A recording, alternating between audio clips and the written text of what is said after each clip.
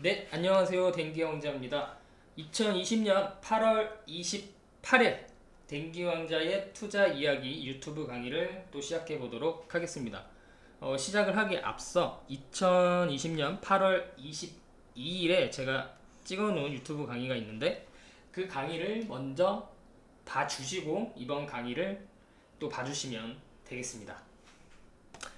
강의를 시작하기에 앞서 항상 저의 투자 철학, 투자 전략, 투자 원칙 등을 간단히 소개를 해드리고 시작을 하겠습니다. 왜냐하면 이 강의를 저를 아시는 분도 있으시겠지만 이 강의를 처음 듣는 분도 계시기 때문에 이 사람이 어떤 투자의 방향성을 갖고 있는지 어떤 철학을 갖고 있는지 이거를 명확하게 이해를 해야만 그 다음 강의를 이어나갈 수 있기 때문에 또 한번 간단히 살펴보고 가겠습니다. 그래서 저의 투자 철학은 돈 잘 버는 또는 앞으로 돈을 잘 벌 기업에 투자하자 이고요. 돈 잘 버는은 현재 실적을 얘기하는 거죠. 그리고 돈을 잘 벌은 미래 실적을 이야기합니다. 그래서 결국은 실적을 가장 중요하게 본다입니다. 그래서 이러한 기업들을 최대한 쌀 때 여러 번 분할로 매집을 하여서 오를 때까지 기다리는 겁니다. 그래서 보통 이제 연평균 20% 이상 성장할 수 있는 기업들로 포트폴리오를 구성합니다. 그 포트폴리오 경영에 대해서는 블로그에 자세히 써놨기 때문에 여기서는 자세히 설명드리지 않겠습니다. 지금 한국 경제 성장률이 얼마죠? 한국 경제 성장률이 올해는 마이너스겠지만 평균적으로 2% 내외죠. 한국 경제가 2% 성장을 해도 이건 평균 아닙니까? 평균? 나의 포트폴리오에는 연평균 20% 이상 성장 죄송합니다. 20% 이상 잠시만요. 20% 이상 성장이 기대되는 기업들로 포트폴리오를 구성하면 한국 경제 성장률보다 10배 정도 성장성이 더 큰 기업들로 구성이 되는 거죠. 네, 그런 식으로 구성을 하려고 노력을 하고 있습니다. 그리고 단타 안 합니다.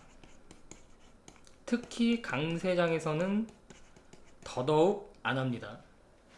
그리고 저의 투자 목적 슈퍼개미가 되는 게 아닙니다. 슈퍼개미가 아니라 노후 준비입니다. 그리고 중기 투자 전략을 보시면요, 새로운 사업 모델 그리고 뉴 트렌드가 곧 메가 트렌드죠. 그리고 미래 실적이 우수할 것으로 전망이 되는 기업들을 무릎권에서 매집해 나갑니다. 그리고 이제 중기 투자 말고 이제 장기 투자 전략도 있는데, 장기 투자 전략은 산업의 영속성을 봅니다. 그리고 느리더라도 꾸준한 성장이 될 수 있는 섹터를 봅니다. 그래서 제가 대표적으로 반드시 올 미래 중에 장기 투자가 될 만한 섹터가 고령화라고 했었죠. 그래서 고령화 관련된 종목들이 어떤 게 있는 것까지도 설명을 드렸었습니다. 그래서 산업이 영속적이고 반드시 올 미래의 1등 기업에 투자를 하자, 이런 원칙을 갖고 있습니다. 그래서 네, 포트폴리오 경영을 하고요. 포트폴리오 경영. 이 말은 몰빵 투자를 안 한다는 얘기죠. 그리고 집중 투자도 안 한다는 이야기입니다. 뭐 어떤 방식이 맞냐 틀리냐가 있는 게 아니라 자기한테 맞는 투자 스타일을 찾아 나가는 게 제일 중요하다고 볼 수 있겠습니다. 그래서 약간 매매 원칙도 보시면 지수가 제 생각한 목표치에 오면 비중 조절을 합니다.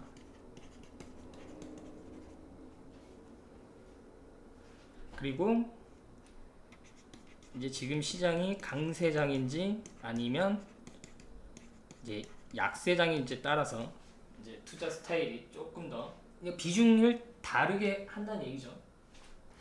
그래서 약세장에서는 자산 증식의 관점보다는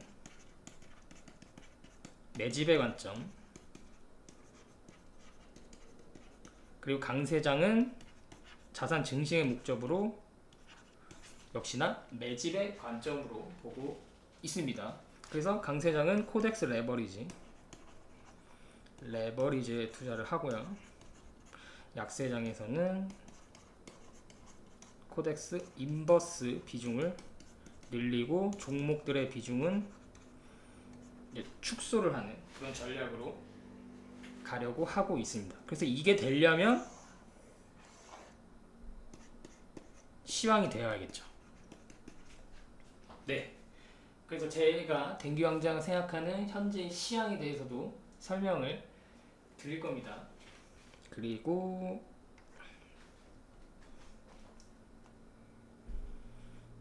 이제 포트폴리오를 이제 이렇게 만들었는데 더 좋은 종목이 나왔을 때 이때는 종목 교체를 합니다. 그리고 제가 가지고 있는 종목이 실적이 제 예상보다 낮게 나왔거나 시장의 예상보다 낮게 나왔고 또 앞으로도 조금 이러한 실적 부진이 조금 지속될 거라고 판단했을 때도 종목 교체를 합니다. 그래서 이 섹터를 볼 때는요,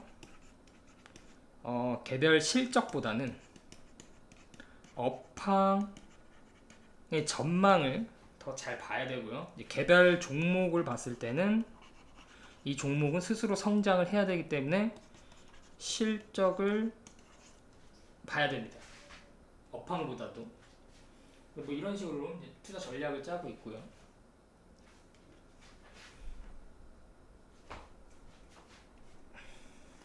그래서 이렇게 간단히 살펴보고 넘어가도록 하겠습니다.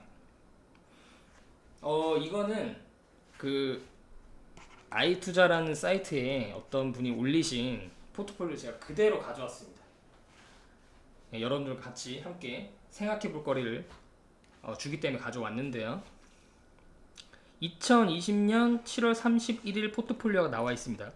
여기 권사711님이 올려주신 포트폴리오인데 보시면 어떻죠? 일단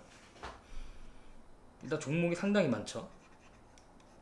그리고 눈에 띄는 게 있습니다. 바로 보유 기간입니다. KTNG라는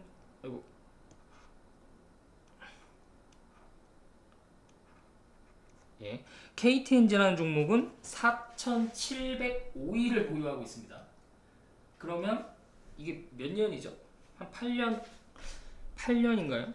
8년, 9년 정도 되는 것 같은데 이렇게 쫙 보시면 한섬이라는 기업은 4,274일을 보유해서 405%의 수익이 만들어졌습니다. 그래서 쭉 보시면 보유 기간이 3,000일, 2,000일, 뭐 2,000일, 2,000일, 2,000일, 2,000일 엄청 오래 보유했다는 걸 알 수가 있죠. 장기 투자를 했다는 겁니다. 단기 투자를 했는데 수익률을 보시면 뭐 400%도 있고요, 800%도 있고요, 8년, 9년을 투자했는데 마이너스인 종목들도 보입니다. 그쵸? 여기 뭐 200%난 종목도 있고요. 쫙 보시면 여기도 2000일을 보유했는데 마이너스 58%죠. 그렇게 쭉 보겠습니다. 네. 여기도 2000일, 이제 1800일, 1700일, 1500일입니다. 카카오라는 종목은 1900일을 보유해서 수익률이 1442%. 그래서 그 메리츠 자산의 존리 대표가 얘기하는 게 좋은 주식을 오래 보유해서 뭐 20%, 30%가 아니라 200%, 300% 이렇게 내려고 주식 투자를 하는 것이다. 그 말이 이 말이겠죠. 근데 이거를 내가 집중 투자를 했을 경우 내 포트 안에 있는 한두 종목이 1800일을 보유해서 이렇게 될 가능성은 제 의견은 확률이 너무 떨어진다는 것입니다. 그래서 이 확률을 높이는 방법은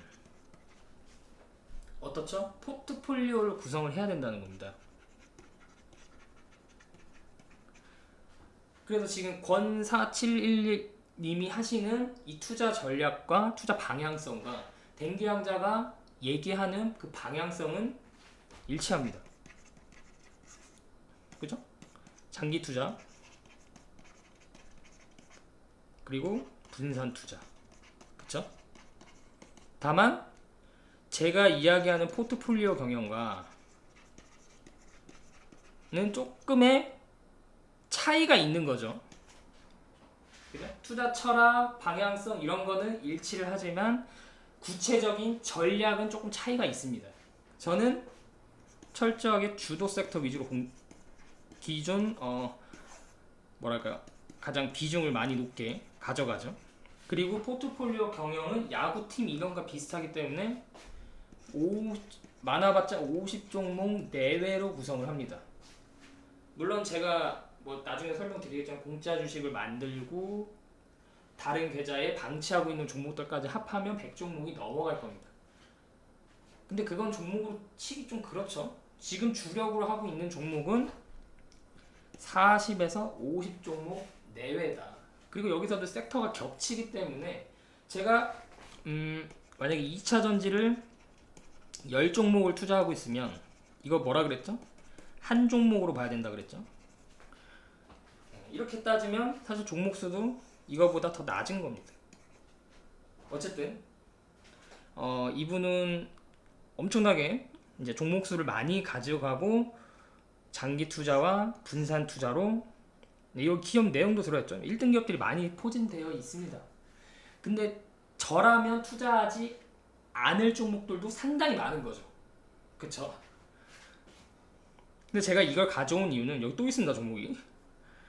그쵸? 여기도 이제 1000일, 800일, 700일, 600일, 400일 이렇게 보유 기간이 되어 있습니다.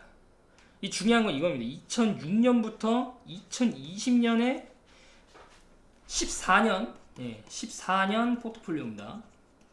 뭐 여기서는 여기 밑에도 써주셨지만 신규 매수로 편입이 되는 것도 있겠고 추가 매수 되는 것도 있겠고 그다음 뭐 매도하는 종목도 생기는 거 부분 매도. 그러니까 종목 교체랑 이 중에서도 비중 조절을 했다라는 얘기죠. 그러니까 이렇게 포트폴리오를 구성해도 무작정 그냥 방치한 게 아니라는 얘기입니다. 많은 사람들이 장기 투자를 그냥 묻어놓는 식이라고 생각을 하시는데 묻어놓기 아닙니다. 이거 만약에 묻어놓는다면 이건 장기 투자가 아니라 장기 투기입니다.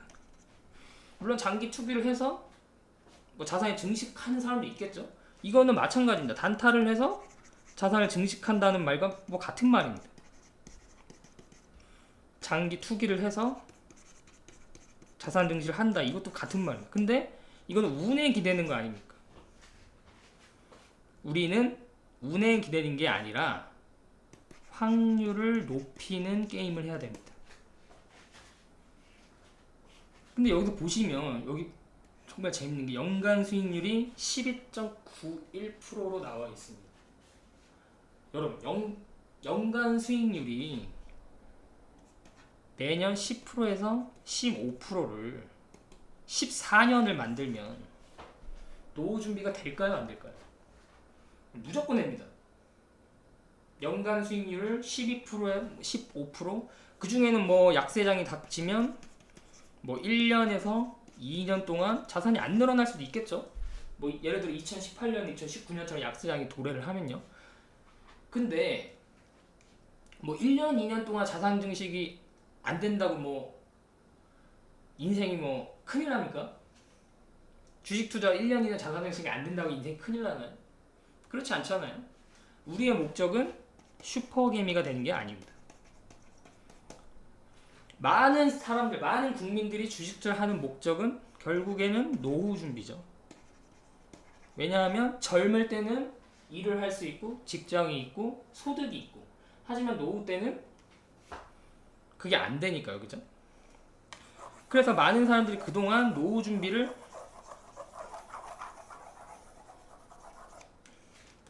부동산으로 잠깐만요. 이게 안 돼.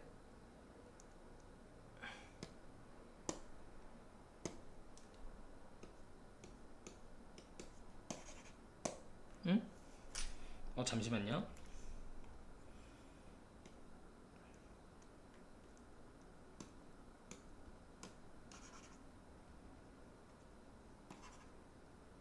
네. 그동안 많은 사람들이 부동산으로 노후 준비를 해왔는데, 지금 상황이 이걸로 월세를 받아서 노후 준비를 하는 이 시스템이 무너지고 있습니다. 그쵸? 그럼 이게 앞으로는 안 통한다는 얘긴데, 그럼 이 사람들이 앞으로 노후 준비를 어떻게 할 것인가? 나이 들어서 계속 지금 나이를 들어서도 계속 일하라고 하는 거 너무 가혹하잖아요. 네. 이때는 그동안 번 돈을 저축한 걸로 그 자산에 그 자산을 굴려서 이 돈으로 먹고 살아야 되잖아요. 이제 죽을 때까지. 근데 그러니까 뭐 연금이나 이런 걸 빼서요. 근데 지금 이 시스템이 앞으로는 좀 가능성이 많이 떨어진다. 그럼 결국엔 앞으로는 주식의 뭐 배당이나 뭐 이런 쪽으로 선택을 할 수밖에 없는 시대가 올 것이라는 이야기입니다. 그래서 저는 항상 그 확률을 항상 생각을 하고, 이 주식 개인 투자자가 장기적으로 뭐 단타를 해서 한두 번 성공 못 하겠습니까? 그렇게 많이 하는데. 그게 아니라 결국 지속적으로 꾸준히 꾸준히 자산을 증식하는 그런 방법을 항상 생각을 합니다. 주식 투자로 지속적으로 꾸준히 99%가 실패를 한다 그러죠. 근데 그 사람들이 실패하는 방법을 보면 거의 똑같습니다. 몰빵, 집중 투자, 그리고 주식을 사야 할 때 손절을 하고 팔아야 할 때 왕창 들어가죠. 이렇게 해서 99%의 투자자가 실패합니다. 그런데 지금 제가 이걸 가져온 이유가 있지 않겠습니까?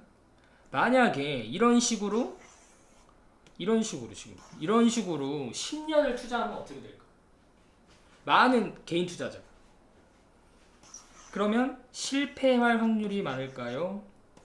아니면 지금처럼 성공할 확률이 많을까요? 저는 당연히 이 성공할 확률이 높다고 생각을 합니다.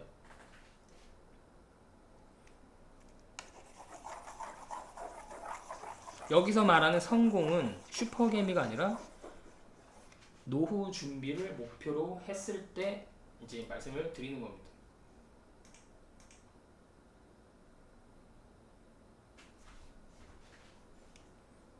그죠? 그리고 이제 이 권4711님이랑 댕기왕자랑 조금 다른 부분이, 아까도 설명드렸지만 다른 부분이 있죠. 저는 이제 포트폴리오 경영을 하고 여기는 여기도 포트폴리오 경영을 하겠지만 이제 거의 종목 수가 저보다 한 3배는 더 많죠, 이쪽은. 그리고 저는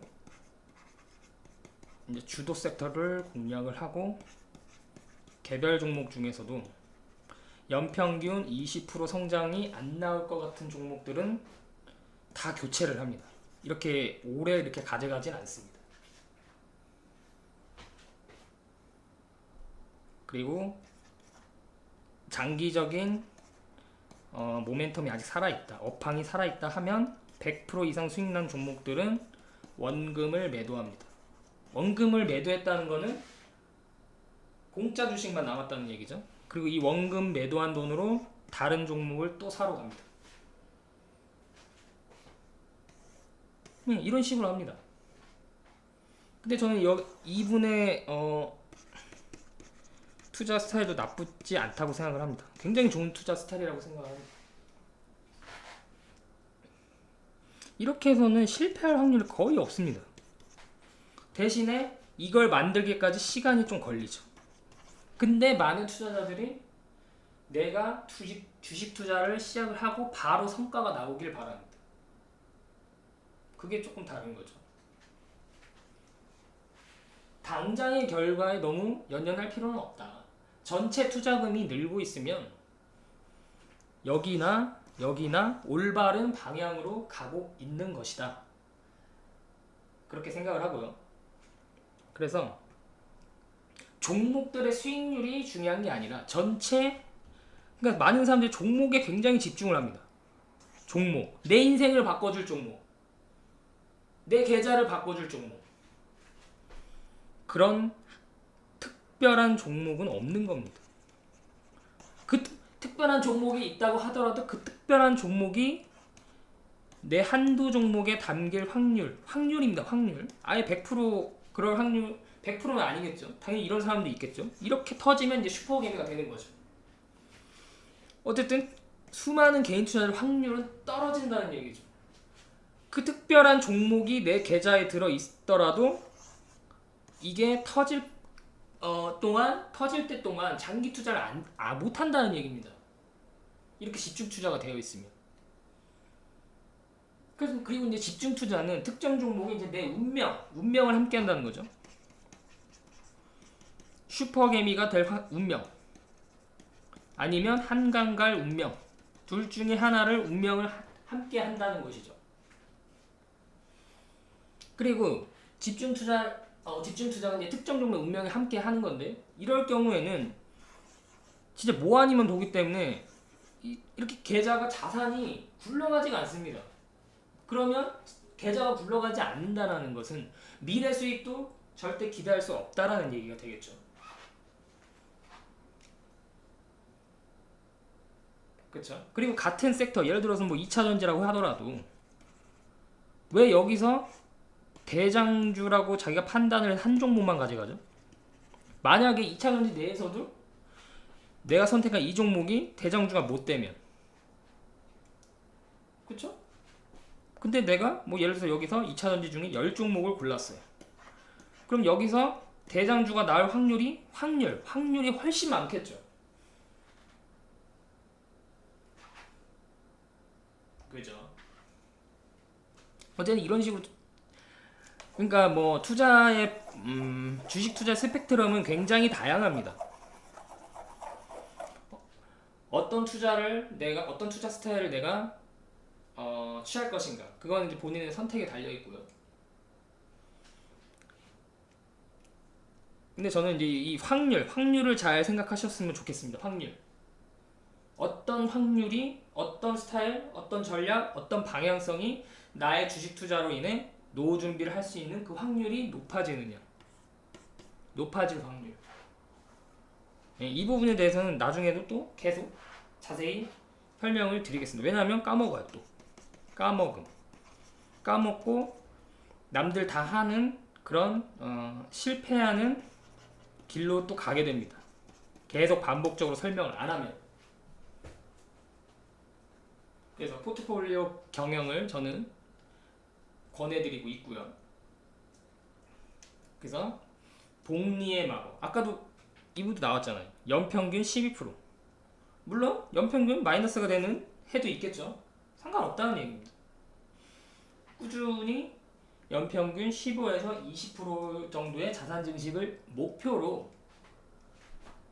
15년에서 20년의 경제적 자유 플랜을 짜는 겁니다. 네, 보통 이제 직장에 취직하고 소득이 발생을 하고 보통 노후 준비 플랜을 짜는 게 이제 30대부터 짜죠. 그래서 30대부터 이 플랜을 짜야 됩니다. 그래서 다시 한번 말씀드리면 종목이 아니라 내 인생을 바꿀 종목을 찾는 게 아니라 전체 계좌가 우상향할 수 있도록 포트폴리오를 짜는 게 중요하다. 그래서 그렇게 해야 자산 증식을 할 수 있다.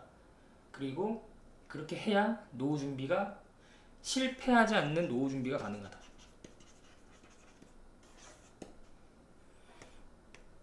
이런 식으로 하면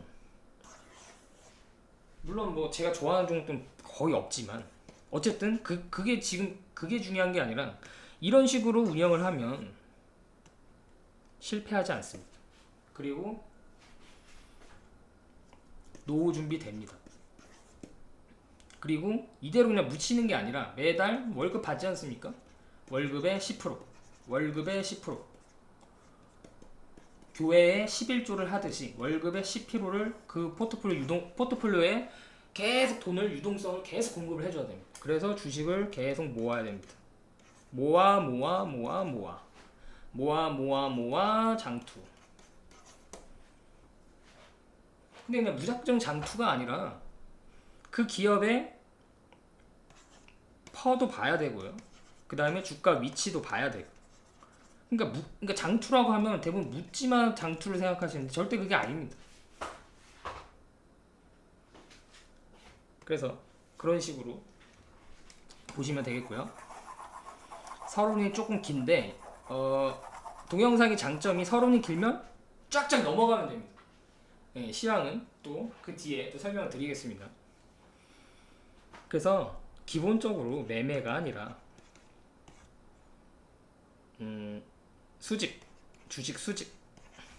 수집이 전제가 되어야 되고 포트폴리오를 구성을 해야 되고 수집이라는 건 적립식 투자를 한다는 얘기죠. 그래서 아까 그분처럼 올해 뭐 2천일, 3천일, 올해 그러니까 존님 대표가 말한 것처럼 기업이 좋으면 굳이 목표가에 도달했다고 주식을 다 팔 필요가 없다라는 거죠. 이 목표가에 도달했다라는 것은 그 기업의 현재 실적 대비 목표가에 도달했다는 의미입니다. 근데 그 기업이 올해 실적이나 내년도 좋아지고 내후년도 실적이 좋아지면 이 목표가는 수정이 되는 거죠. 목표가 상향되는 거 아닙니까? 그래서 목표가에 맞다고 주식을 다 파는 게 아니라 기업이 계속 성장할 수 있다면 계속 들고 가는 거죠. 근데 그 판단이 100% 다 맞을 수가 없습니다. 들고 가다 보면 이게 3,000일을 보유했는데 마이너스 33%, 4,700일을 보유했는데 마이너스 12.5%. 이런 종목도 나온다는 얘기입니다. 근데 상관없다는 얘기입니다. 어쨌든 그래서 그렇게 포트폴리오를 만들고 이제 시황에 따라서 비중 조절, 종목들의 비중 조절을 하는 거죠. 그리고 종목 교체도 하는 거죠. 그렇게 하면 주식 투자 굉장히 재밌어집니다. 그때부터. 왜냐하면 실패 확률이 떨어지잖아요. 실패 확률은 떨어지고 성공 확률은 높아지기 때문에. 그러면 지금 시황을 댕기왕자는 어떻게 보느냐? 계속 5개월 전부터 계속 그때도 강세장을 했고 지금도 강세장, 계속 앞으로도 강세장. 앞으로도 강세장. 그래서 상승 추세는 이어진다. 그래서 강세장은 이런 포트폴리오 구성하고 매매를 하지 않고 주도 섹터 위주로 개별 종목 중에서는 실적이 폭발적으로 증가하는 종목들 위주로 포트폴리오가 구성이 되면 자산 증식 속도가 굉장히 빨라지는 구간이다. 이게 단타로는 안 됩니다, 절대로. 여러분들도 해보셔서 아시잖아요. 이게 단타가 당연히 한두 번 됩니다. 근데 지속적으로 불가능하다는 거죠. 어쨌든 그래서 2월, 3월은 뭐 저도 어쩔 수가 없었습니다. 여기서는 이런 포트폴리오 구성한 사람들은 자산이 감소합니다. 방법이 없습니다. 그러나 이 이후에는 어떻게 되죠? 시장이 우상향하는 것처럼 다 회복을 합니다. 앞으로 어떻게 될까요? 강세장이 유지되는 동안 매매가 아니라 그저 보유하는 것만으로 자산이 복리를 입혀서 기하급수적으로 늘어나게 됩니다. 그죠? 그래서 지금 굉장히 중요한 시기입니다. 나의 투자 전략, 나의 투자 스타일, 그리고 이제 지금은 이제 주식 투자를 처음 입문하는 사람들 많은데 처음에 내가 어떤 길로 가느냐에 따라서 인생이 바뀔 수 있겠죠. 그래서 저는 뭐 제가 가는 길만이 정답이라고 생각하지는 않고 그래도 많은 개인 투자자가 나의 길은 과연 나에게 맞는 길인가, 아니면 이게 정말 내가 선택할 수 있는 최선의 주식 투자의 길인가, 이런 것들을 한번 생각해보는 그런 계기가 되셨으면 좋겠습니다. 그럼 본격적으로 이제부터 시황 분석에 한번 들어가 보도록 하겠습니다.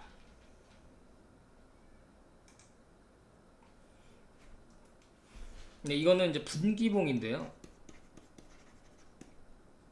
2017년입니다, 여기.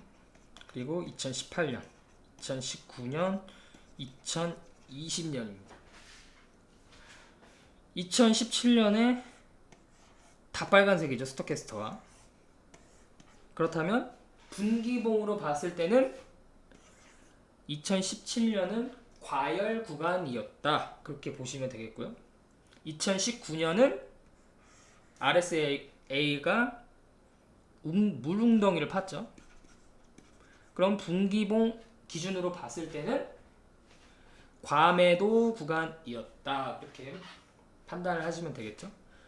그리고 2018년과 2019년은 지수가 약세장이었다, 그렇게 판단을 하시고요. 지금은 코로나 이후에는 앞으로 제 대저점이 나오면 대고점까지 뭐라 그랬죠? 상승 추세가 이어진다. 그래서 적어도 2022년도까지는 상승 추세가 이어질 것이다, 그렇게 시장을 판단하고 있습니다. 상승 추세가 이어진다고 주가가 맨날 오르진 않겠죠. 8월 중순과 같은 조정 수도 없이 앞으로 나오게 될 겁니다. 근데 이거 일봉으로 보시면 지금 시장이 생각보다 강하다는 걸 느낄 수 있는 게 이 노란색 선이 21선입니다. 근데 지금 지수가 21선을 타고 올라가고 있습니다. 굉장히 강한 거거든요, 시장이. 61선도 아니고 21선을 타고 올라가고 있습니다. 그리고 지금 분기봉으로 봤을 때 아직은 과열이라고 할 수 있는 신호는 이 패스트 딱 하나만 나오고 있습니다. 그러면 더 갈 수도 있다라는 말이겠죠. 어쨌든 이 분기봉이 앞으로 어떻게 될지 모르겠지만 이런 식으로 형성될 가능성이 상당히 높다. 그래서 그 이유를 또 설명을 드리겠습니다. 자, 지금 지수가 아까 보셨지만 여기서 한번 단기 조정이 있었고요. 그리고 또 8월 중순, 6월 중순에 단기 조정이 한번 있었고, 그다음 8월 중순에 또 한 번의 단기 조정이 있었습니다. 지금은 사실 코스피보다는 코스닥이 훨씬 세죠. 그리고 어쨌든 두 개가 동시에 가게 될 겁니다. 코스피는 지탱을 해주면서 코스닥이 조금 더 힘을 받는 그런 시장이 연출될 가능성이 높다고 보고 있고요.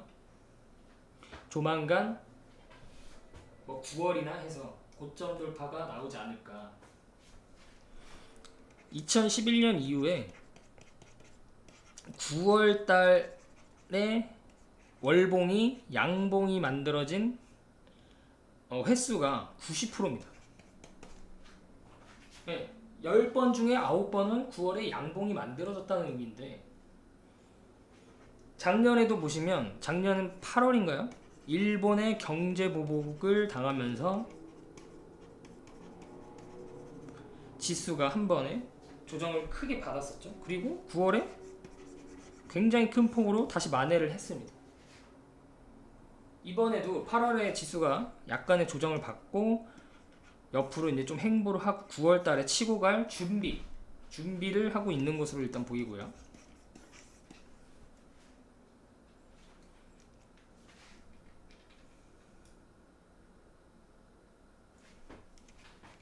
잠시만요. 그래서 많은 투자자들이 여기서는 눈치 보다가 8월 초처럼 급등하기 시작할 때 엄청나게 따라 붙여. 근데 급등 나왔을 때 그렇게 추격 매수를 하는 게 아니라, 이 주가라는 거 변동성이 심하기 때문에 이거를 일일이 다 맞추려고 하기보다는 제가 추구하는 전략은 그 스토캐스틱을 이용해서 주가가 눌러줄 때 오늘도 사고, 이 자리라면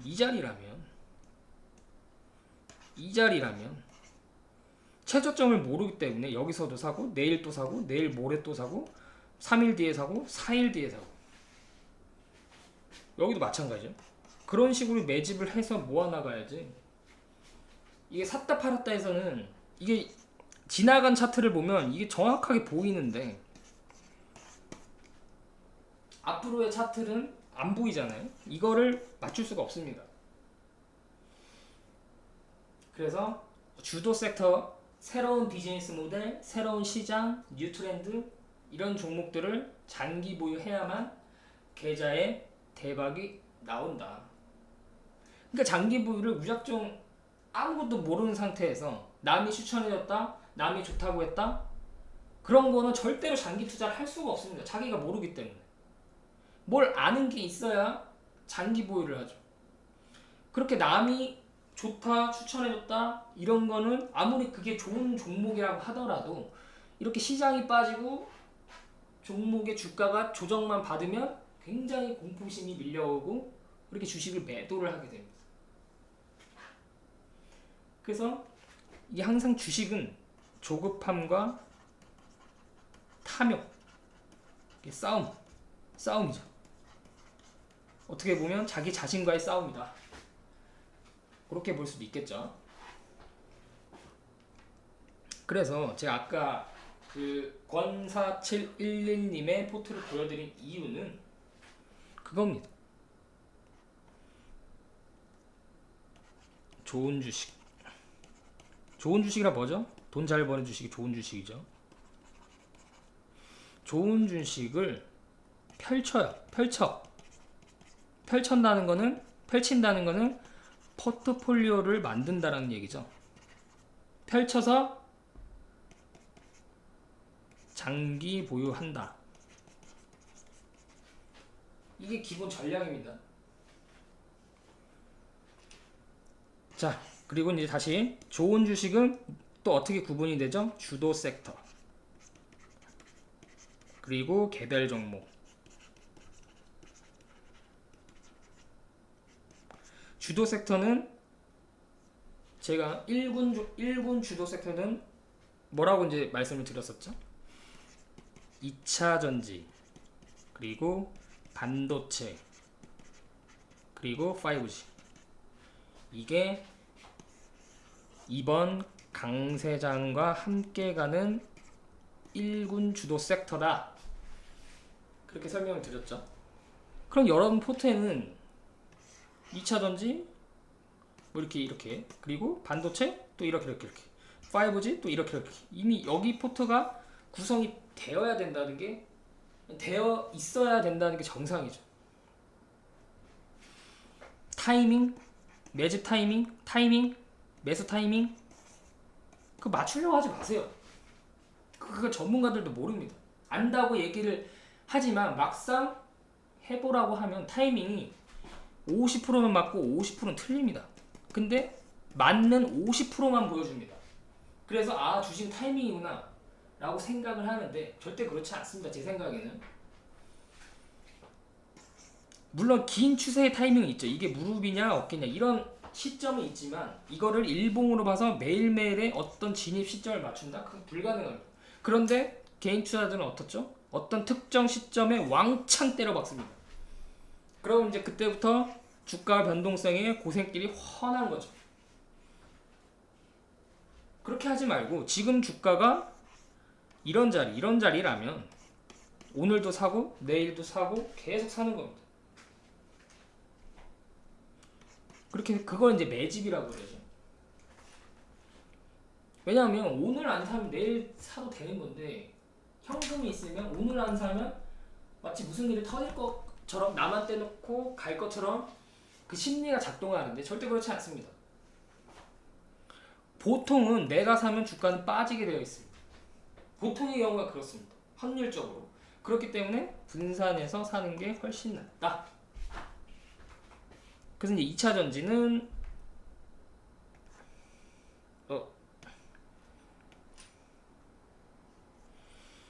그래서 2차 전지는 전반전 종목이 있고 후반전 종목이 있다고 그랬죠. 전반전 종목은 보유 그리고 뭐 눌림목 자리에 추가 매수도 가능하겠죠. 지금은 후반전 종목을 매수를 해야 된다. 그리고 앞으로 2년 동안 보유를 하면 된다. 그렇게 정리를 해드렸죠. 그 다음에 이제 반도체. 지금 반도체가 좀 안 좋죠. 근데 전혀 걱정할 게 없다. 저기 밑에 보시면 자 반도체 믿었던 반도체마저 재계 하반기가 두렵다. 2020년 8월 23일 기사입니다. 재계는 항상 두렵다고 얘기를 합니다. 언제 좋다라고 얘기한 적 없습니다. 좋다라고 얘기해봤자 세무조사 받죠. 그리고 어렵다고 해야 정부에서 도와줄 거 아닙니까? 그래서 항상 어렵다고 얘기합니다. 좋다고 얘기했던 적이 없었던 것 같습니다. 그리고 이제 2018년 8월 10일에는 뭐 초격차 유지, 삼성전자, 평택 반도체 3공장 건설 본격화. 이 제목은 좀 중요하겠죠. 삼성전자가 반도체 공장을 더 짓는다는 건 투자를 하겠다는 거죠. 블로그에도 아마 포스팅을 한번 했었는데 반도체 전쟁은 전쟁은 곧 투자.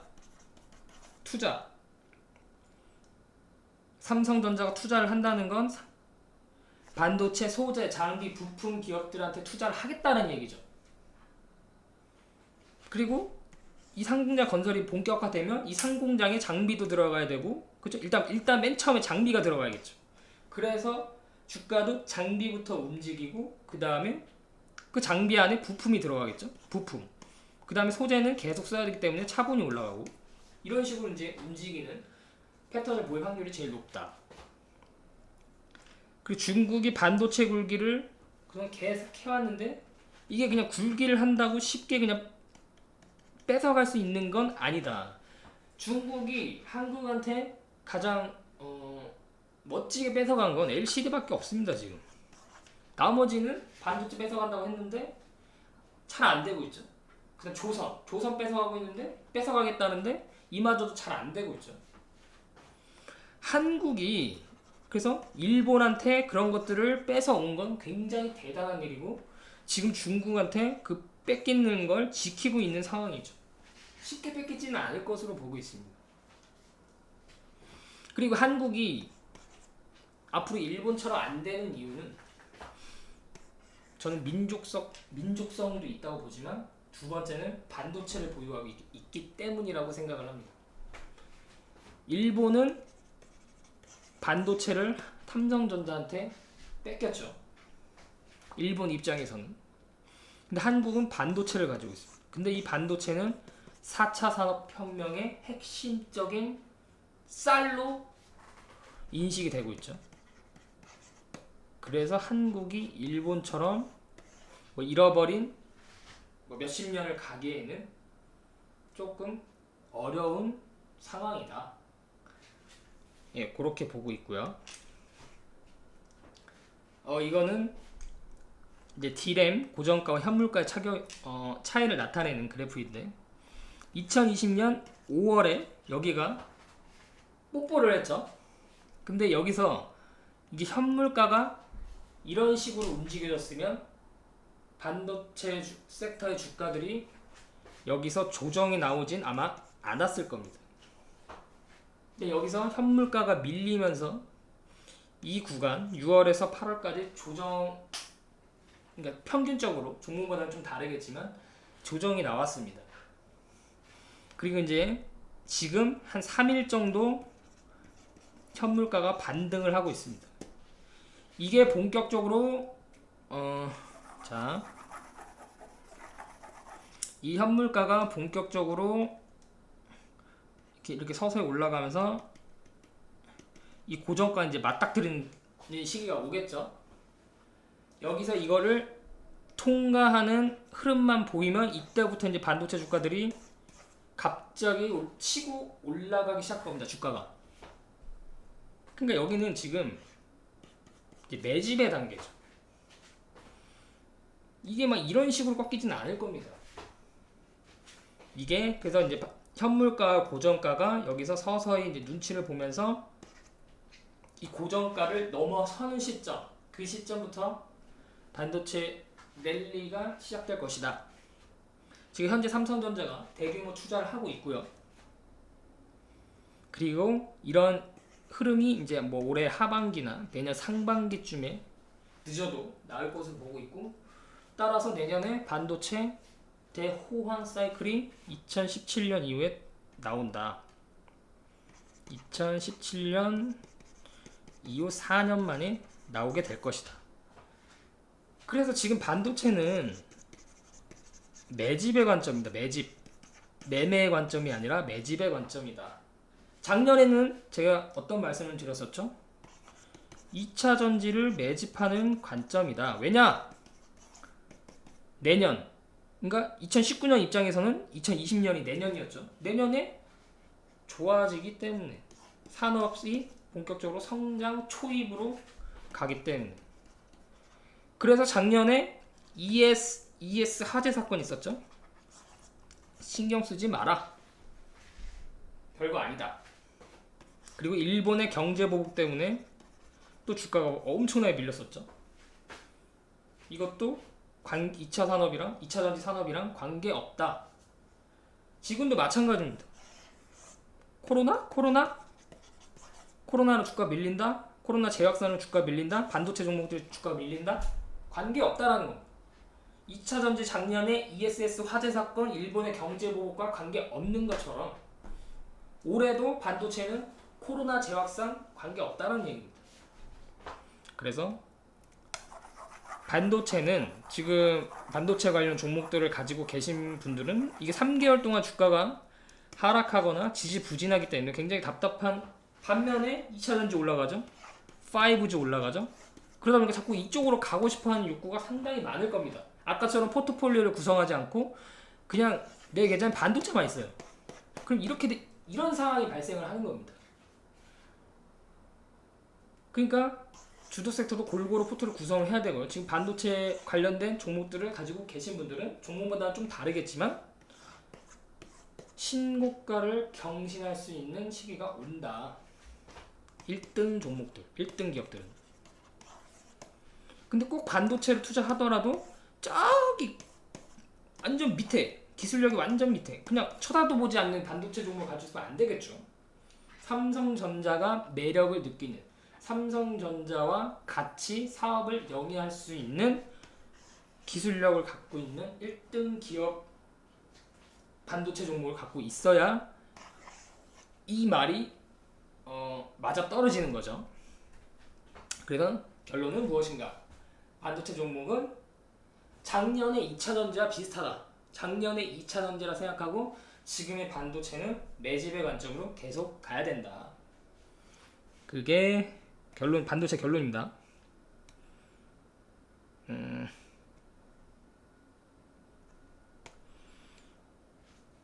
반도체 말씀드렸고요. 그래서 약간 비메모리 쪽으로 보시고요. 비메모리 쪽으로 꼭 보시고, 그 다음 뭐가 있죠? 5G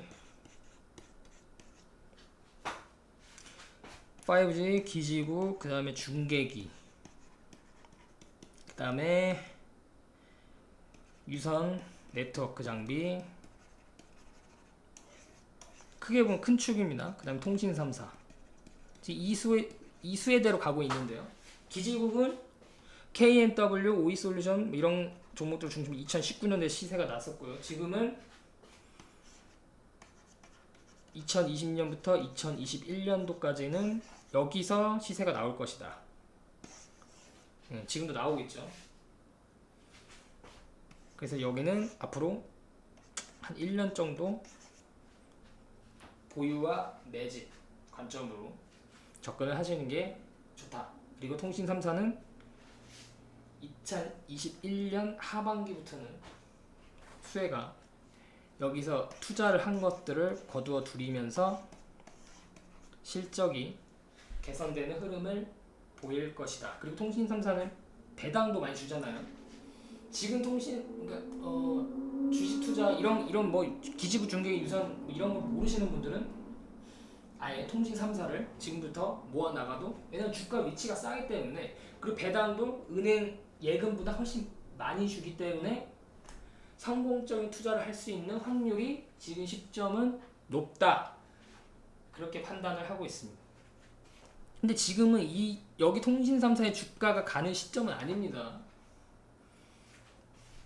그래서 한 1년, 2년 정도를 바라보고 매집을 하면 좋다. 그렇게 말씀을 드리고요. 왜 항상 뭐 거의 저번 주랑 거의 똑같은 얘기입니다. 예. 그 2차전지, 반도체, 5G 이게 1군을 형성하고 있다. 그 다음에 2군은 OLED, 그 다음에 스마트폰. 이거는 스마트폰은 폴더블도 포함된 개념입니다. 그래서 OLED는 대형주의 대장은 앞으로 2년 동안 LG 디스플레이가 될 것이다. 그렇게 설명을 드렸었죠. 2년. 왜냐하면 흑자 전환합니다. 이제 흑자 전환. 그리고 이제 스마트폰도 폴더블 중심으로 봐야 된다. 뭐 대형주, 여기도 대형주도 LG 이노텍이 있는데, 사실 지금 주가 위치를 봤을 때는 LG 디스플레이가 훨씬 낫습니다. 이거는 작년에 이미 흑자 전환을 해서 주가가 올랐습니다. 대규모 설비 투자에 따른 흑자 전환. 근데 아직 LG 디스플레이는 대규모 설비 투자에 따른 흑자 전환이 이제 막 본격적으로 이루어지고 있습니다. 이런 경우에는 지금 LG 디스플레이를 매집을 한다고 해도 장기적으로 봤을 때 손해볼 수 있는 확률이 굉장히 낮아진다는 의미도 되겠습니다. 그 다음에 이제 3군에 뭐가 있었죠? 네, 소프트웨어. 소프트웨어 대형주는 카카오, 네이버죠. 그리고 중소형주는 또 뭐 여러 가지가 있는데, 제가 저번 주에 강의에서 설명드린 종목이 뭐였죠? 대표적으로 뭐 한글과 컴퓨터, 그리고 같은 컴퓨터 계열인 비트컴퓨터. 이런 게 이제 컴퓨터 만드는 회사가 아니라 소프트웨어 회사입니다. 그래서 이 소프트웨어 회사를 이제 한국은 본격적으로 육성을 해야 된다. 그동안 하드웨어는 강점이 있었지만 소프트웨어에 약간의 글로벌 시장에서 약점이 있었기 때문에 이 부분을 정부 입장에서도 정책적으로 육성을 해야 되는 위치에 있다. 그렇게 설명을 드렸었고요. 그 다음에 그 다음에 온라인 사업, 온라인 사업으로 제가 설명드렸던 게 있었죠. 과거에는 온라인 사업, 온라인 쇼핑, 이게 온라인 쇼핑이란 얘기입니다. 온라인 쇼핑에서 과거 종목으로 설명드렸던 종목이 뭐였죠? 이제 딱딱 나와야죠. 네, 코웰 패션. 왜냐하면 과거 온라인 쇼핑에서는 의류 잡화가 대세였죠. 의류 잡화가 제일 많이 팔렸습니다. 그래서 그 의류 잡화의 대표적인 온라인 사업 주체가 주식시장에 상장되어 있는 기업 중에 코웰 패션이었죠. 미래는 뭐냐? 미래 뭐라 그랬죠? 어떤 종목이라 그랬죠? 저번 주에 지어소프트라 그랬죠. 지어소프트는 뭐죠? 새벽 배송. 오아시스. 새벽 배송, 새벽에 뭐 배송해주죠? 신선식품. 그래서 앞으로 온라인 쇼핑의 대세는, 그러니까 시장의 성장성이 제일 큰 섹터는 이 신선식품, 새벽 배송이 될 것이다. 과거에는 의류 잡화였다면 앞으로는 신선식품과 새벽 배송. 그리고 이번 코로나를 통해 사람들이 음식을 배송하는 게 과거에는 익숙치가 않았습니다. 어떻게 음식을 배송을 하냐, 그게 가능하냐. 근데 하다 보니까 괜찮네. 그리고 이제 그게 습관이 되는 겁니다. 그리고 이게 장점이 뭐냐면 의류 잡화 같은 경우는 맨날 쇼핑을 하진 않습니다. 그렇죠? 옷을 하루에 맨날 사진 않죠. 근데 신선식품은 어떻죠? 하루에 맨날 삽니다 이게. 그리고 맨날 새벽 배송을 합니다. 여기에 이제 길들여진 사람들은요. 그래서 매일매일 매출이 발생할 수밖에 없다는 구조 자체가 굉장히 매력적인 새로운 기존에 없던 굉장히 매력적인 사업 모델이다. 그래서 주식 투자자는 항상 통찰력을 해야 됩니다. 앞으로 어떤 사업이 될까? 어떤 새로운 비즈니스가 생길까? 이게 경쟁력은 있을까? 경쟁자는 있을까? 독점인가? 독과점인가? 이런 걸 계속 생각을 하는 겁니다. 그렇죠? 자, 3군까지 설명드렸고 1군, 2군, 3군. 그리고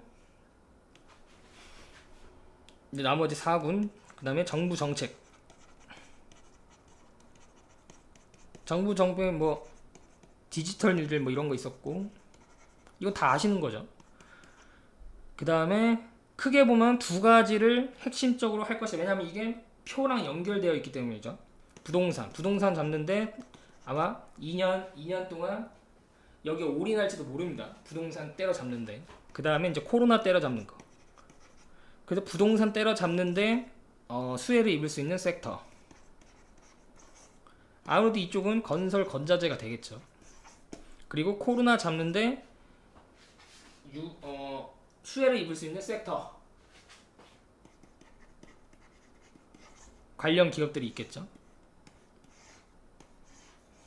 이렇게 정부 정책까지 이렇게 해서 크게 주도 섹터 이렇게 알아봤고요. 나머지 섹터는 별로 볼 게 없습니다.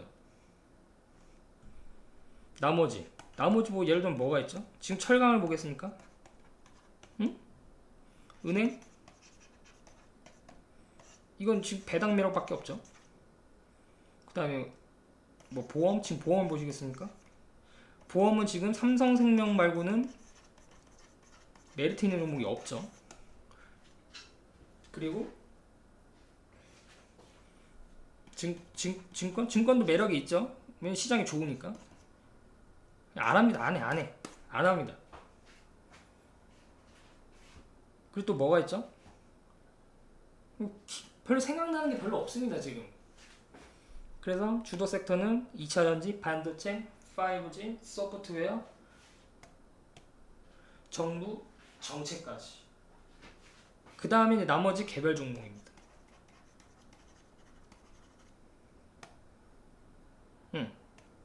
이런 식으로 설명을 드렸고요.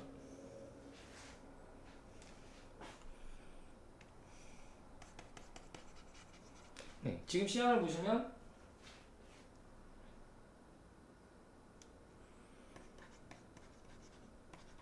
미국 증시가 이거는 이제 글로벌 대장주죠. 국가로 따지면. 그리고 많은 사람들이 이거 미국 증시가 혹시나 꺾이는 게 아닌가, 미국 증시가 꺾이면 한국 증시도 꺾이게 되지 않는가라고 생각을 합니다. 그쵸? 근데 지금 미국 증시는 너무 많이 올랐다 빼고는 악재가 없습니다. 연준에서 뭐라고 발표를 했죠? 2% 인플레이션 용인하겠다. 그리고 제로금리 2년 유지하겠다. 이 말은 무슨 말이죠? 미국 증시 과열을 용인하겠다라는 의미가 내포가 되어 있는 것으로 보입니다. 이 말은 뭐 중간중간 조정을 받아도 이게 대세 하락으로 꺾이는 조정으로 갈 확률이 별로 없다라는 것을 의미를 합니다. 그 다음에 지금 큰 축이 뭐죠? 자, 미국 증시 봤고요. 그 다음에 코로나죠. 코로나 재확산이죠. 코로나 재확산, 이번에 증시가 밀린 거는 증시가 많이 올랐기 때문에 하락의 빌미를 제공한 거고요. 그 다음에 장중에 보시면 이 주식시장의 단기 세력이 훨씬 많지 않습니까? 장기 세력보다. 이 단기 세력이 이러한 이슈를 가지고 물량을 던진 겁니다. 그래서 시장이 또 그거에 따라서 수급적으로 조정을 받은 것이죠. 그리고 최근에 이제 뭐 코로나 재확산돼서 정부가 2.5단계로 격상한다 라고 그랬죠. 근데 아마 3단, 그리고 3단계는 마지막 카드로 쓴다고 했는데 이 3단계 카드까지 쓸 가능성은 현재까지는 별로 없어 보입니다. 3단계까지 쓴다는 거는 아예 사람을 만나지 말라라는 건데, 이러면 경제적으로 다가올 충격이 상당히 크게 되겠죠. 그래서 아무래도 3단계 격상은 쉽지 않을 것이다.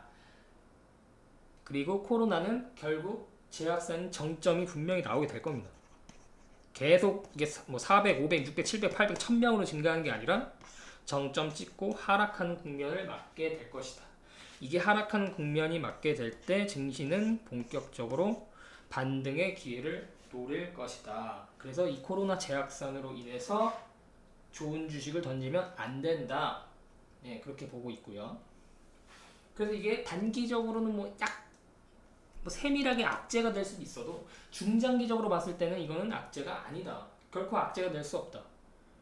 네, 한국의 코로나 재확산을 외국에서 보면 굉장히 웃습니다. 왜냐하면 자기들이 더 심각하거든요, 지금.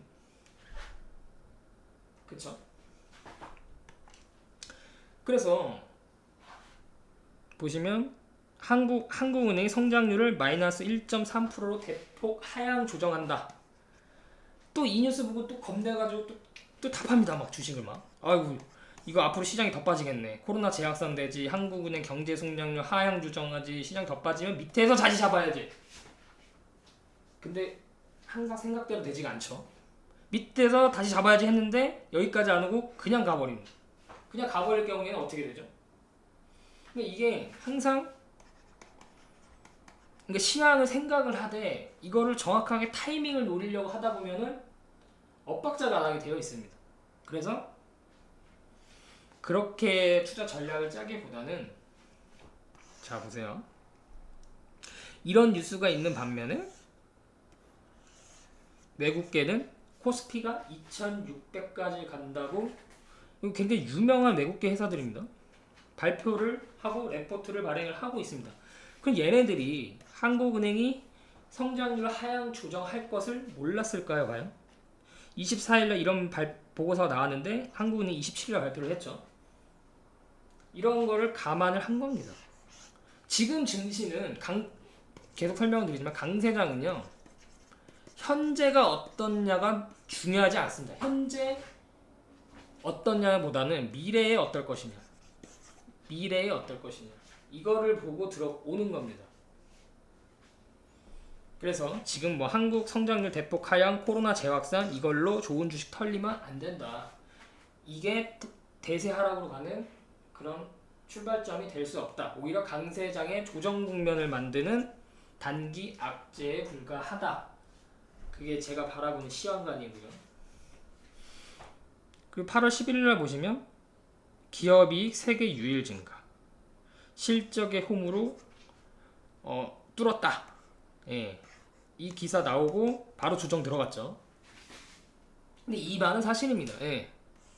한국이 코로나를 가장 잘 대처를 했고요.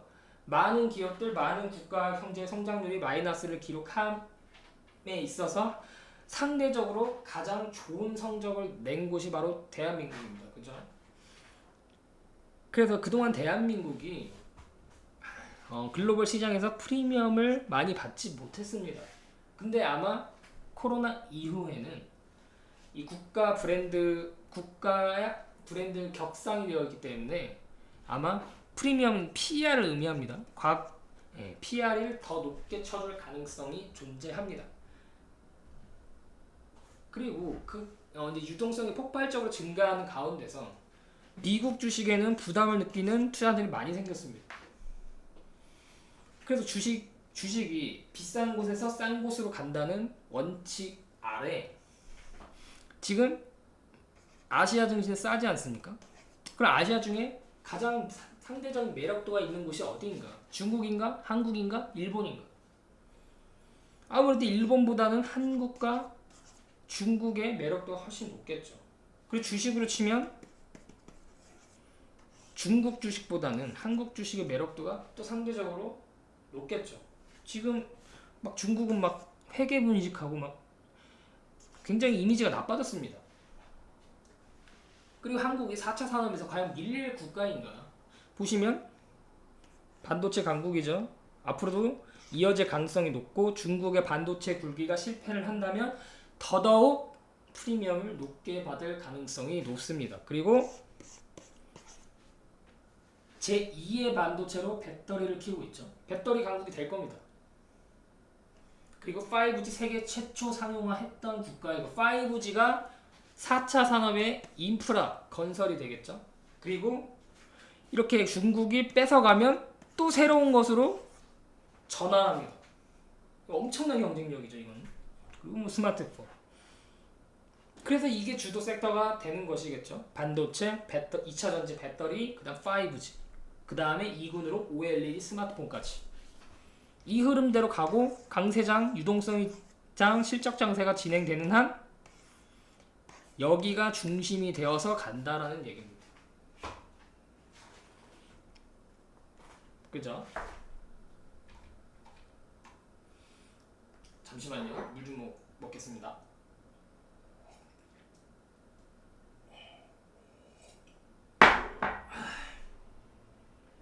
그래서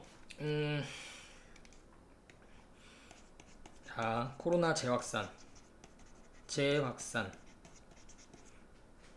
코로나 재확산이 되면 한국 주식은 안 갈 것인가? 한국 주식은 갑니다. 왜냐? 한국 주식은 이미 글로벌화 되었습니다.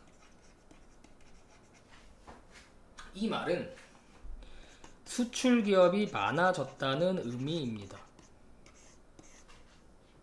내수 경기가 안 좋아도 한국 증시가 갈 수 있는 이유는 한국 증시에 상장된 기업들 대다수가 수출 기업이기 때문입니다. 코로나 재확산이 되면 내수 경기는 안 좋아질 수 있겠죠. 그리고 내수 경기가 안 좋아지면 자영업자가 가장 큰 타격을 입습니다. 굉장한 타격을 입죠. 그렇다면 자영업자가 타격을 입으면 한국 증시가 안 가느냐? 이 자영업자들의 가게라고 해야 되나요? 이 가게가 증시에 상장되어 있나요? 아니죠. 아닙니다. 산업 전반에 줄 수 있는 산업 주식시장에 줄 수 있는 악영향은 그렇게 크지 않을 것이다.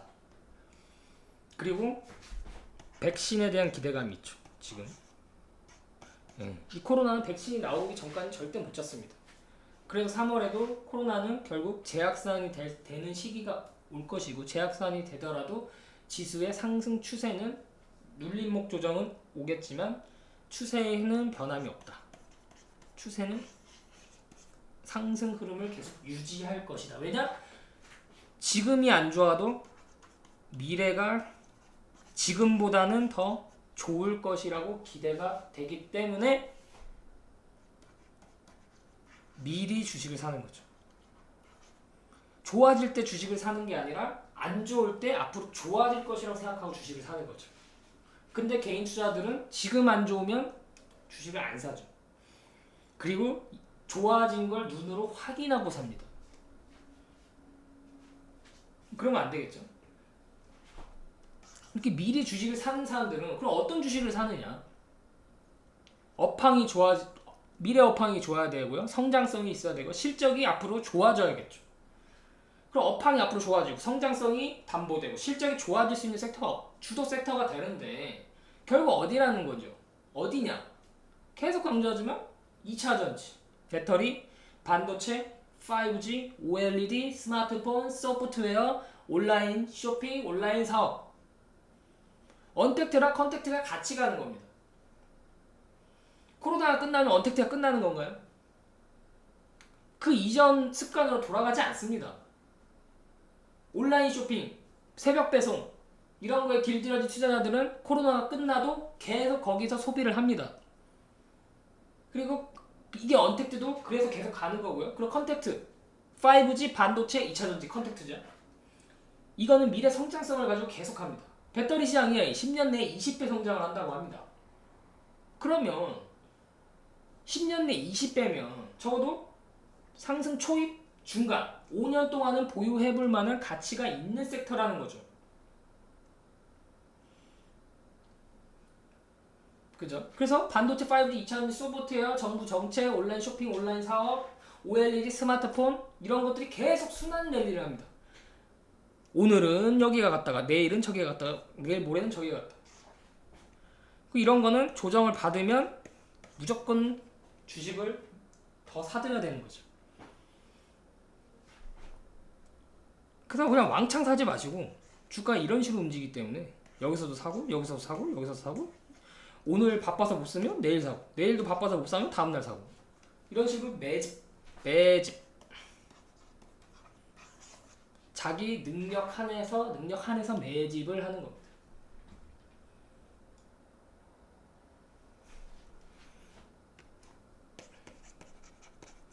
지금 고객 예탁금이 얼마라 그러죠? 52조입니다. 부동자금은요? 3,000조입니다. 역대 최대 수치입니다. 아니 이 금액이 이 금액이 유동성이라 그럴까요? 이 금액이 어디로 갈까요? 자, 은행으로 갈까요? 지금 은행 예금이 0.8%죠, 이자가. 은행으로 갈까요? 아니면 또 어디죠? 부동산으로 갈까요, 과연?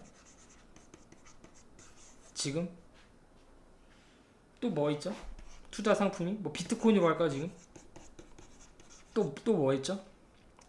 금융 상품이라는 게 펀드에 대한 신뢰를 많이 잃었죠, 사람들이. 또 뭐 있죠?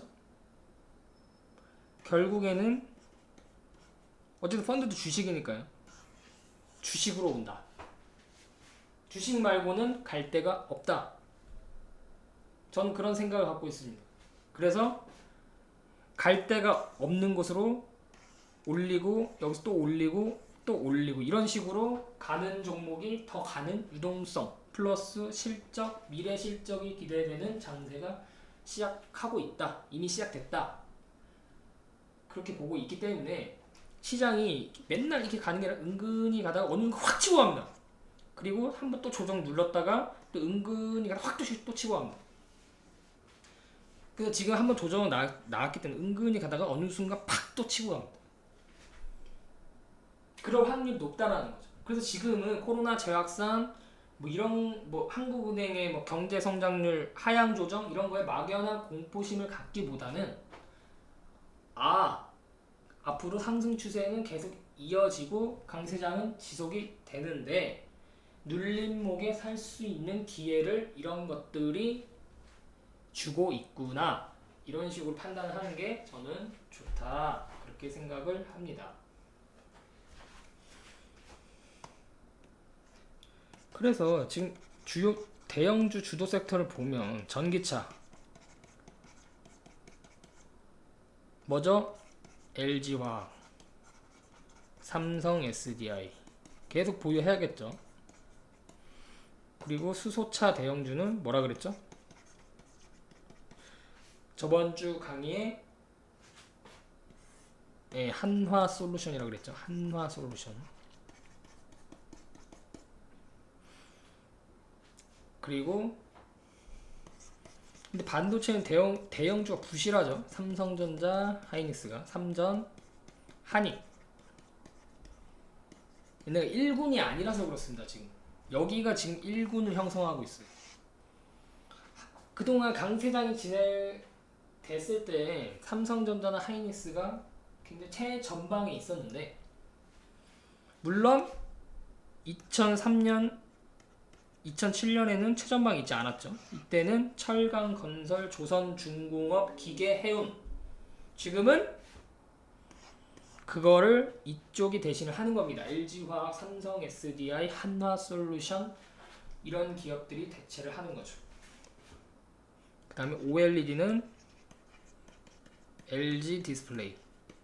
이건 이제 후반전. 대형주 입장에서 보면 후반전 종목입니다. 그리고 또 뭐가 있죠? 그 다음에 이제 내년도 하반기를 바라봤을 때는 5G의 통신 3사. 이런 거는 시장을 리드하는 얼굴 마담은 안 됩니다. 이건 지금 얼굴 마담을 하고 있죠. 근데 보시면 LG화학이나 삼성, SD, 하나솔루션 지금 실적이 좋아지기는 어렵습니다. 왜냐하면 왜 그렇죠? 대규모 투자가 들어가잖아요. 대규모 투자. 엄청난 투자. 투자는 뭐죠? 곧 비용이다. 비용은 어디서 뺍니까? 영업이익에서 빼지 않습니까? 그러니까 실적이 좋아질 수는 없습니다, 지금. 대신 앞으로 실적이 좋아질 게 확실한 거죠. 이걸 걷어들였을 때. 근데 주가라는 게 항상 이걸 확인을 하고 들어가지 않습니다. 앞으로 좋아질 게 뻔하니까 지금 사자. 이렇게 되는 겁니다. 근데 통신 3사는 이게 통하지 않아요. 지금 5G 대규모 투자 들어가 앞으로 실적이 좋아질 것인데 얘네들이 얼굴 마담을 해주지 않습니다. 각계 전투로 움직입니다. 통신 장비주 따로, 통신 3사 따로 이렇게 각계 전투로 움직입니다. 오히려 지금은 이 안에서 얼굴 마담이 따로 있는 거죠. 뭐 KMW, OE솔루션, 솔리드 등 얼굴 마담이 따로 있고 그 밑에서 이제 같이 따라 움직이는 그런 형식으로 가고 있는 거죠. 그래서 대형주는 한 요 정도 말고는 크게 볼 게 없습니다. 현대차, 기아차. 네, 이 정도. 현대차, 기아차 그리고 바이오는 삼성 바이오로직스 그리고 셀트리온 정도. 그거는 실적이 받쳐줍니다. 바이오 중에서도 이 정도. 나머지는 상대적인 매력도가 떨어진다. 네, 그렇게 보고 있습니다. 그래서 얼추 다 한 것 같은데, 이건 넘어가고. 네, 그래서 주도 섹터는 매매를 하는 게 아니라 계속 모아가야 된다. 여기 보시면 2019년 8월 28일 LG화학, 삼성 SDI 5년 장기 투자. 작년에 2차전지 좋았습니까? 좋았나요? 2차전지? 좋았나요? 안 좋았잖아요. 다 관심이 없었습니다. ES 화재 사건, 그리고 뭐 일본 경제보고 뭐 전기차 지금 뭐 밖에 돌아다니냐 뭐 그랬습니다. 그래도 강조. 그래서 현대모비스, 삼성 SDI, LG화학, MLCC, 삼성전기는 괜찮습니다. 매력도는 조금 떨어진다. 그래서 이거를 2025년도까지 계속 산다. 한 번도 안 판다. 온리 매수. 자기 능력 한에서 온리 매수 한다.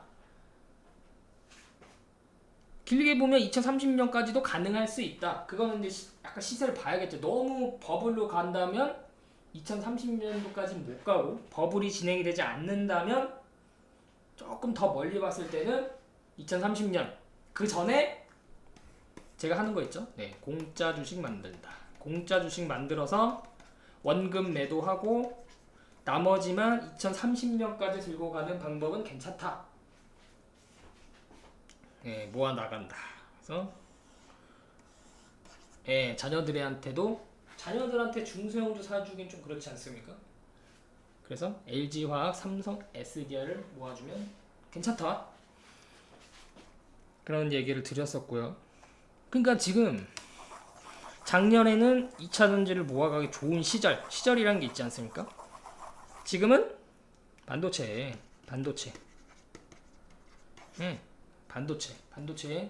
왜냐면 지금 이 가격 메리트가 제일 높아서 그렇습니다. 2차전지는 많이 올랐고, 반도체는 작년에 2차전지 위치라고 보시면 됩니다. 그렇게. 그래서 주식은 타이밍이라고 생각하는 사람들이 많은데 타이밍 아니다. 여기 아무 데나 사도 돼. 아무 데나. 네. 여기서 사고 저기 아무 데나 사도 됩니다. 여기에 무슨 타이밍이 있습니까? 그리고 이 스토캐스트 보면 여기 RSI가 물웅덩이 찬 데 있죠? 이런 데서 매수를 해주면 좋다. 그래서 이게 에코프로 BM이라는 종목인데요. 에코프로 BM의 차트인데, 그 제가 발행하는 월간지는 6월에 나갔습니다. 에코프로 BM 2019년 6월 나가고 계속 빠집니다. 계속 7월에 하락, 8월에 하락, 9월, 10월, 12월까지 계속 하락. 월간지를 2019년 6월에 발행했는데 12월까지 계속 하락. 근데 계속 했던 말이 모아라. 그렇게 할 수 있었던 이유는 뭐죠? 산업에 대한 분석이 이미 끝났기 때문이죠. 산업을 분석하려면 전방 산업을 봐야 되는데 이미 LG화학, 삼성 SDI, SK이노베이션의 대규모 설비 투자에 대한 분석이 끝났기 때문에 이 돈이 일로 엄청난 돈이 흘러 들어가고 앞으로 산업 성장성이 연평균 35%였습니다. 전 섹터를 통틀어 봐서 연평균 35%씩 성장하는 섹터가 전기차 말고는 없었습니다. 그래서 모아라. 6개월 지지부진한데 모아라.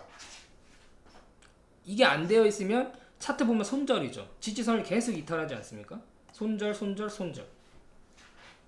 그래서 주식 투자는 두 가지 길이 있다고 그랬죠. 하나는 매매의 길, 트레이더의 길이죠. 트레이더는 기업 분석을 할 필요가 별로 없는 거죠. 그래서 지지선이 이탈하면 손절. 투자자는 기업 분석 반드시 해야 되죠. 그래서 은행에 예적금하는 게 아니라 주식에 예적금한다. 그런 생각으로 보유를 하면 되겠죠. 그래서 아까 위에 포트폴리오 보신 것처럼 100%, 200%, 300% 계속 보유를 하는 겁니다. 그러면서 어느 정도 어깨권의 위치에 왔다. 그러면 원금 매도하고 그 원금으로 또 다른 섹터를 들어가는 겁니다. 그때. 그래서 항상 새로운 사업 모델, 신기술, 전기차도 신기술이죠. 주식시장은 신기술을 좋아합니다. 그래서 산업 분석, 기업 분석은 기본적으로 바탕을 깔고, 근데 뭐 나는 매매 시점 잡기가 어렵다, 타이밍 잡기가 어렵다, 이거 아니라 그랬죠.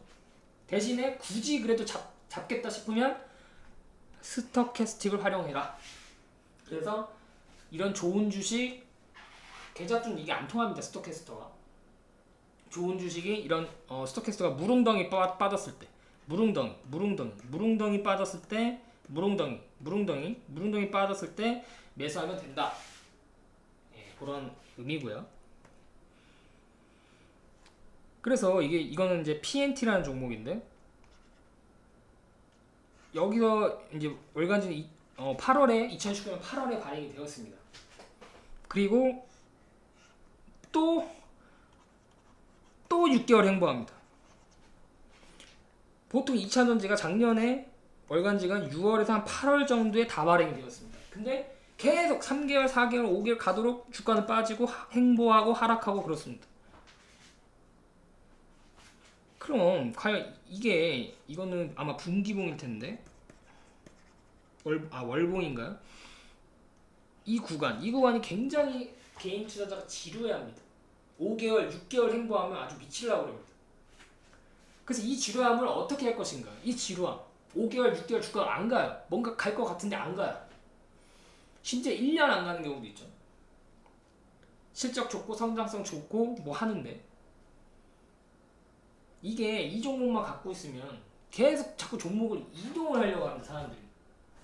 어떤 걸로 이동하려고 해요? 지금 당장 오르는 종목, 지금 당장 인기 있는 종목 이동하고 한 2, 3개월 뒤에 내가 기존에 갖고 있던 종목을 바라봤는데 이렇게 가 있습니다. 지금도 당연히 보유를 하고 있죠. 안 팝니다. 안 팔아. 이거 왜 팝니까? 이거 주가가 올랐다고 팔아야 됩니까? 아니죠. 목표가는 도달했습니다. 이미 작년에 제시했던 목표가는 도달했지만 안 팝니다. 이걸 팔면 지금 이거보다 더 좋은 종목을 살 수가 없습니다. 그래서 주식도 거치식 투자를 하는 걸 은행에 예금하는 방법이고요.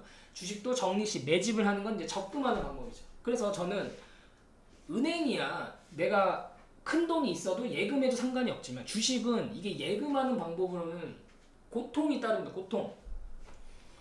왜냐하면 주식 변동성이 있기 때문에. 그래서 예금할 돈이 있다고 하더라도 적립식으로 분할로 계속 사는 거예요. 이것도 한 번에 계속 사고 기다리는 것보다는 계속 산다. 6개월 동안 계속 사는 거예요. 그럼 별로 지루하지 않습니다. 그리고 포트폴리오 경영을 해서 내가 PNT라는 종목을 계좌 한 종목만 갖고 있는 게 아니라 여러 종목들 중에 하나였다면 6개월 그거 버틸 수 있는 거죠. 그리고 이제 차트도 일봉을 보지 마시고 월봉, 분기봉, 월봉, 분기봉 그리고 월봉, 분기봉의 스토캐스트 이런 식으로 보시면서 하시면 되겠다. 네. 제가 많은 거를 전달하려고 하다 보니까 시간도 길어지고 다소 영상이 지루할 수도 있는데 본인이 필요한 거 가져갈 부분만 딱딱 끊어서 보시면 되기 때문에 뭐 크게 상관없다고 생각을 하고요. 이번 주도 행복한 한 주 보내시고 또 다음 주 주말에도 영상을 또 찍어 볼 수 있으면 찍어 보도록 하겠습니다. 네, 지금까지 들어주셔서 대단히 감사합니다.